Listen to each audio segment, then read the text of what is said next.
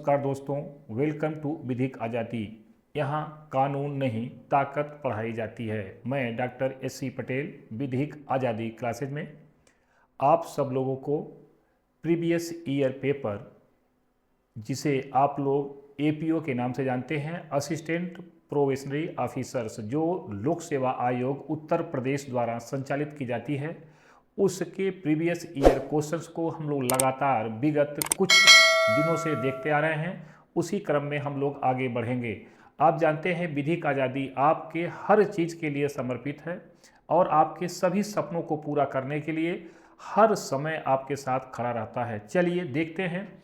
इस बोर्ड के माध्यम से अगर आप देखेंगे दोस्तों, तो आपको दिखेगा कि साफ साफ लिखा है उत्तर प्रदेश लोक सेवा आयोग सहायक अभियोजन अधिकारी, जिसे आप लोग शार्ट में यूपी एपीओ के नाम से जानते हैं। अगर इसके क्वेश्चन को आपने देखा होगा या देखने का प्रयास करेंगे तो आपको समझ में आएगा कि किस तरह के प्रश्न आपके आने वाले समय में बन सकते हैं। चलिए बिना समय गंवाए हम लोग आगे बढ़ते हैं और प्रश्नों को हल करते हैं। आज का प्रश्न है, the principle possessions in prima facie evidence of ownership is described in. कब्जा स्वामित्व का प्रथम दृष्टया साक्ष्य है, इस सिद्धांत का वर्णन किया गया है। यहाँ पे ए, बी, सी और डी ऑप्शन आपके सामने हैं। ए में दिया है section 108 of the Indian evidence act, B में section 110 of the Indian evidence act, C में दिया है section 113 of the Indian evidence act, D में दिया है section 111 of the Indian evidence act. आप देखेंगे इसका बीएनएस का जो 2023 का आ चुका है। यहाँ पे अगर आप देखेंगे तो सभी के इक्वलिटी इस समय 11, 13 या यहाँ पे डिनेटेड है 114। इसके समकक्ष धाराएं जो हैं वह यहाँ पर अपने तरफ से विधिक आज़ादी ने डाला है, क्योंकि जब ये पेपर बना था तब बीएनएस लागू नहीं हुआ था, इसलिए ये आपको बताना जरूरी था। इसका राइट आंसर हो जाएगा option B, section 110 of the Indian evidence act. आप प्रश्न को ध्यान देंगे, principle possession of prima facie evidence, यहाँ प्राइमा फेसी की बात कर रहा है, ये देखेंगे तो समझ में आएगा। प्रथम दृष्टया, प्राइमा फेसी का मतलब प्रथम दृष्टया की बात कर रही है। ओनरशिप का मतलब होता है कब्जा, मतलब मालिक जो उसका होता है उसे कहा जाता है। इस प्रश्न में बहुत कुछ आपको सीखने को मिलेगा। Next question, which one of the following sections of the Indian evidence act gives the provisions related to the refreshment of memory. भारतीय साक्ष्य अधिनियम की निम्नलिखित में से कौन सी धारा स्मृति पुनः ताजा करने से संबंधित प्रावधान बताती है। यहाँ पे ए बी सी डी में अगर आप देखेंगे तो आपका जो राइट आंसर होगा इस क्वेश्चन का वो हो जाएगा आपका ए, सेक्शन 159 यहाँ पे, और आज के समय का जो बीएनएस 2023 है उसका सेक्शन हो जाएगा 162, मतलब 159 के जगह पे 162 अब अप्लाई होगा अगर नए कानून में आप देखेंगे। तो मित्रों, नए कानून और पुराने कानून का जो अंतर है, अगर आपको कोई डाउट है तो आप कमेंट बॉक्स में लिखिए, मैं आपके सभी डाउट को क्लियर कर दूंगा, चाहे वह बीएनएस हो, चाहे वो बीएसए हो, चाहे वो बीएनएस हो। सभी क्रिमिनल्स लॉ जो नए लागू हैं 2023 में, उसका स्पष्टीकरण आपको समझ में आ जाएगा। Next question, the husband and wife are allowed to give communication given during the marriage. पति पत्नी को विवाह के दौरान दी गई सूचना देने की अनुमति है। यहाँ पे ए, बी, सी और डी आपके सामने ऑप्शन है।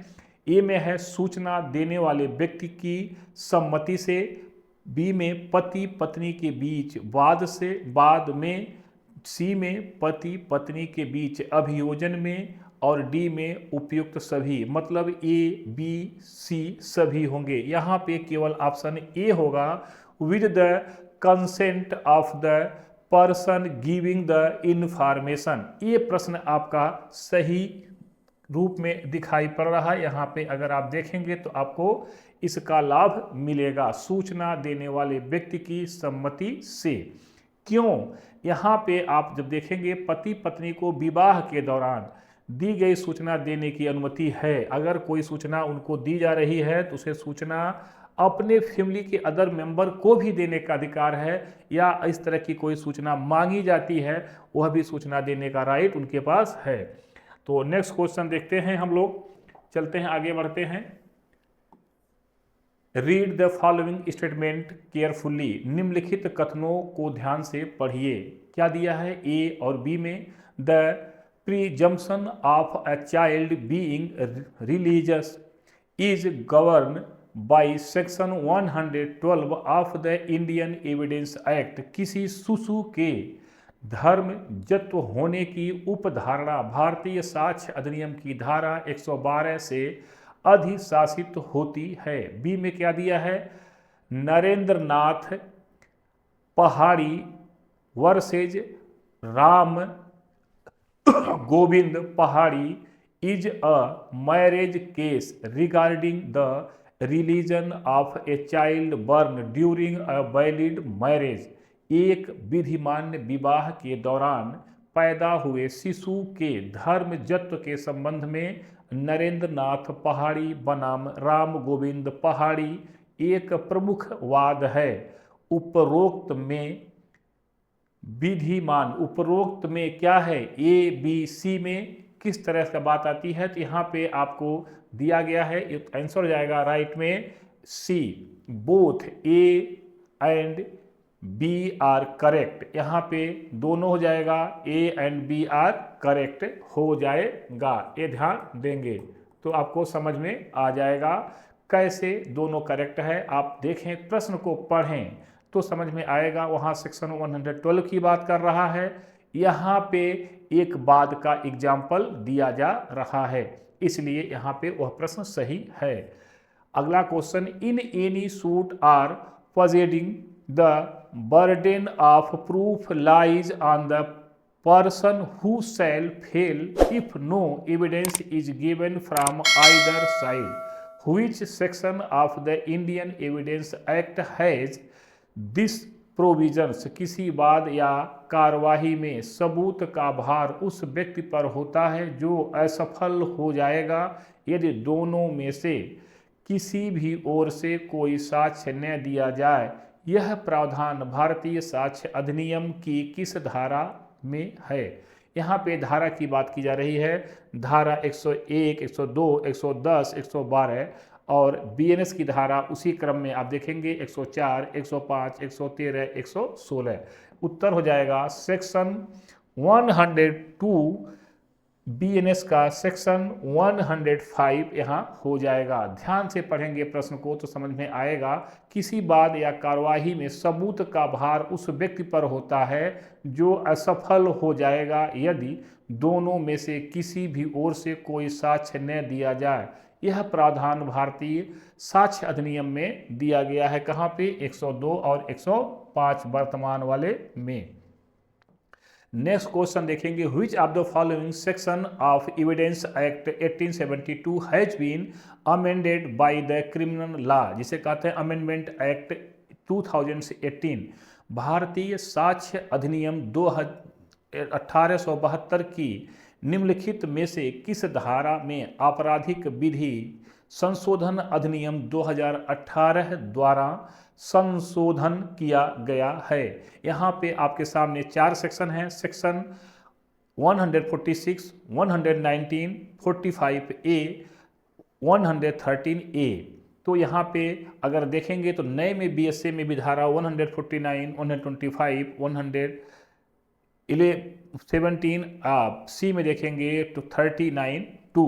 यहाँ पे आपका राइट आंसर हो जाएगा सेक्शन 146 और बीएनएस की धारा 149। मतलब 146 और 149 की बात की जा रही है, 149 की बात की जा रही है, ये ध्यान देंगे तो आपको थोड़ा सा समझ में यहाँ आएगा सेक्शन का जो बंटवारा है किस तरह से है और क्यों है, इसको अगर देखेंगे तो कब अमेंडमेंट किया गया, 2018 में संशोधन किया गया था, अमेंडमेंट किया गया था क्रिमिनल लॉ को। इस समय इसकी बात यहाँ की जा रही है। अगर आप ध्यान से देखेंगे तो समझ में आएगा। Next question, not proved under the Indian evidence act means भारतीय साक्ष्य अधिनियम के अंतर्गत साबित नहीं हुआ से तात्पर्य है। यहाँ पे प्रूव मतलब साबित, अनटेस्टेड मतलब ना साबित, नाइदर प्रूव्ड और डिसप्रूव्ड।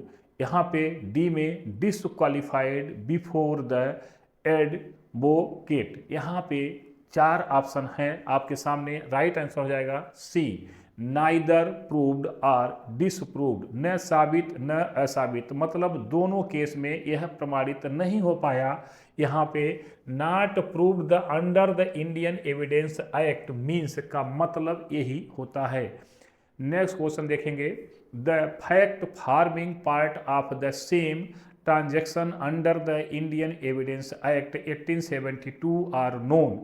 वाले तथ्यों को जाना भारतीय साक्ष्य अधिनियम 1872 के अंतर्गत एक ही संव्यवहार के भाग होने वाले तथ्यों को जाना जाता है। यहाँ देखेंगे आपके सामने 4 ऑप्शंस दिखाई पड़ रहे हैं। यहाँ पे अन्यत्र उपस्थिति के तर्क के रूप में, स्वीकृति के रूप में, रेज जेस्ट के रूप में और लास्ट में मृत्युकालिक घोषणा के रूप में। तो उत्तर हो जाएगा आपका सी, एज रेज जेस्ट के रूप में यहाँ पे आएगा। एज रेज जेस्टी के रूप में अगर आप देखेंगे तो समझ में आएगा। क्यों कहा गया 1872 के अंतर्गत एक ही संव्यवहार के भाग होने वाले तथ्यों को जाना जाता है।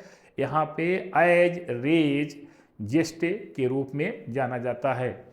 नेक्स्ट क्वेश्चन देखेंगे, which of the followings is not correctly match. निम्नलिखित में से कौन सा सही सुमेलित नहीं है। यहाँ पे देखेंगे extortions section 383 IPC, robbery section 391 IPC, robbery section 389 IPC, theft section 378, चोरी धारा 378 का जो भारतीय दंड संहिता है यह भी यहाँ दिखाई पड़ रहा है। लेकिन राइट आंसर हो जाएगा सी, रोबरी सेक्शन 389 आईपीसी की जिसे कहते हैं डकैती की धारा 389 भारतीय दंड संहिता। इसी को भारतीय दंड संहिता को बदल करके वर्तमान में BNS 2023 कर दिया गया है 2023। मतलब यहाँ साफ साफ लिख दे रहा हूँ 2023 कहा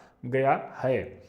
इस पे आप ध्यान देंगे तो यहाँ पे कहा क्या रहा है, नॉट करेक्टली मैच की बात कर रहा दोस्तों। ये ध्यान देंगे तब समझ में आएगा, सही सुमेलित नहीं है की बात कर रहा है। क्या सही सुमेलित है कमेंट बॉक्स में लिखिए। आप लोग को पता है क्योंकि आप लोग जुडिशरी एस्पिरेंट हैं, सिविल एस्पिरेंट हैं, अलग अलग इस तरह की परीक्षाओं को आप लोग फेस करते रहते हैं, इसीलिए आपका लिखना भी जरूरी है। लिखिए तभी कुछ मजा आएगा आपको और विधिक आज़ादी को भी। चलिए नेक्स्ट क्वेश्चन देखते हैं। यहाँ पे अगर आपको समझ में आएगा कि नेक्स्ट क्वेश्चन का कितना बढ़िया आपके सामने आ रहा है। यहाँ पे Palvinder Kaur versus state of Punjab is related to which of the followings. Palvinder Kaur बनाम पंजाब राज्य का बाद निम्नलिखित में से किस से संबंधित है। यहाँ पे 4 ऑप्शन आपके सामने हैं। डेथ स्टेटमेंट जिसे कहते हैं मृत्युकालिक कथन, सैंक्शन जिसे कहते हैं स्वीकृति, कंसिस्टेंसी ऑफ डिसीजंस निर्णयों की सुसंगति और अंतिम ऑप्शन डी में entries in the book of account लेखा पुस्तकों की प्रविष्टियां। इन ट्राइज यहाँ पे साफ साफ दिखाई पड़ रहा है तो आपका आंसर हो जाएगा यहाँ पे बी, सैंक्शन जिसे कहते हैं स्वीकृति। यहाँ पे जो बाद आया था पलविंदर कौर वर्सेज पंजाब राज्य बाद संबंधित है, सैंक्शन से है संबंधित है। नेक्स्ट क्वेश्चन देखेंगे, with which of the following section of the Indian penal code 1860 यहाँ पे 1860 की बात कह रही है। हिकलिंग लॉ इज रिलेटेड, भारतीय दंड संहिता 1860 की निम्नलिखित में से किस धारा से हिकलिन का नियम संबंधित है। यहाँ पे हिकलिन लॉ की बात की जा रही है, यह मेन पॉइंट है। हिंदी और इंग्लिश में यह ध्यान देंगे तो समझ में आएगा। ये क्या है, ए बी सी डी में आपका यहाँ उत्तर हो जाएगा, सही उत्तर होगा ए, सेक्शन 292। यहाँ पे बीएनएस का सेक्शन हो जाएगा 294, यहाँ पे 292 और यहाँ पे 294 की बात की जा रही है, मतलब 2 का अंतर दिखाई पड़ रहा है, यह ध्यान रखेंगे। यहाँ पे हिकलिंग लॉ यहाँ पे से संबंधित है। नेक्स्ट क्वेश्चन देखेंगे, disclosure of identity of rape victim is punishable by, बलात्कार की पीड़िता की पहचान का प्रकटीकरण दंडनीय है। किस सेक्शन के अंदर दंडनीय है, यहाँ पे आंसर हो जाएगा बी, इन सेक्शन 228A, इसे कहते हैं IPC 1860 भारतीय दंड संहिता की धारा 228 के तहत यह दंडनीय अपराध है। बलात्कार की पीड़िता की पहचान का प्रकटीकरण मतलब प्रकट करना, बताना कि कैसे इसके साथ क्या क्या हुआ। अगर प्रकट करते हैं तो इस सेक्शन के अंतर्गत 228A के तहत यह दंडनीय अपराध माना जाएगा। इसलिए अब ध्यान रखेंगे, इस तरह की हरकत न करिएगा, नहीं तो किसी न किसी रूप में आपको भी सजा होगा, क्योंकि आप लोग एडवोकेट हैं। फिर भी कानून आपके साथ भी लागू होता है। भारत में सभी के लिए नियम एक समान है, चाहे वो जज हों, चाहे कानून के रखवाले, चाहे कानून के दुश्मन हों। ये ध्यान रखेंगे तो आपको थोड़ा सा समझ में आएगा। ये questions, the supreme court in Nanak Chand versus state of Punjab AIR 1955, supreme court 274 explained the difference between which of the following section of the Indian Penal Code। उच्चतम न्यायालय ने नानक चंद बनाम पंजाब राज्य भारतीय दंड संहिता की अधोलिखित किन धाराओं के मध्य अंतर की व्याख्या की। यहाँ पे उत्तर आपके सामने है, A, B और C, D।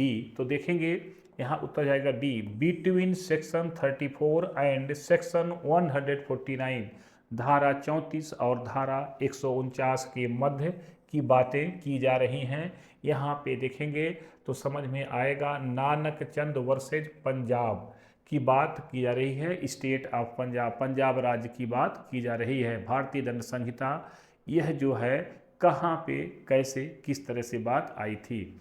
और अगला क्वेश्चन देखेंगे, the criminal law amendment act 2018 came into force, आपराधिक विधि संशोधन अधिनियम 2018 लागू हुआ। यहाँ पे A, B, C, D आपके सामने ऑप्शंस हैं। यहाँ राइट आंसर हो जाएगा A, फ्रॉम 21 अप्रैल 2018 मतलब 21 अगस्त 2018 की बात की जा रही है, यह जाकर के यहाँ पे लागू किया गया है। अब आप देखेंगे तो लागू कब किया गया, तो ये डेट आपसे पूछेगा बार बार, तो आप इसे सही कर सकते हैं। और यह प्रश्न आसान तो है लेकिन माइंड से स्लिप करने का चांसेस ज़्यादा होता है। आज का अंतिम क्वेश्चन और बहुत अच्छा question, Indian penal code drafted, भारतीय दंड संहिता का प्रारूप तैयार किया गया। यहाँ पे A, B, C, D में तो आपका हो जाएगा उत्तर A, फर्स्ट लॉ कमीशन द्वारा तैयार किया गया। फर्स्ट लॉ कमीशन के चेयरमैन कौन थे आप जानते हैं? अगर नहीं पता है कमेंट बॉक्स में लिखिए, लॉर्ड मैकाले। मैकाले का नाम बहुत बड़ा है, अगर आपको पता है तो बहुत बड़ा नाम भी लिख सकते हैं। दोस्तों तैयारी में, किसी भी तैयारी में, चाहे वो जुडिशरी हो चाहे सिविल हो, सभी में प्रीवियस ईयर क्वेश्चन के बहुत महत्वपूर्ण भूमिका होती है। तो अगर आप इन महत्वपूर्ण भूमिका को अपने जीवन में उतार लेते हैं तो आपके लिए सफलता बहुत नज़दीक हो जाती है। तो दोस्तों आज इतना ही, कल हम लोग इसी क्लास के माध्यम से न्याय की अगली सीढ़ी पर फिर मिलेंगे। आज आप लोगों ने इस वीडियो को बड़े मन से देखा, सुना और आत्मसात करने का प्रयास किया। इसके लिए बहुत बहुत धन्यवाद। जय हिंद, जय भारत।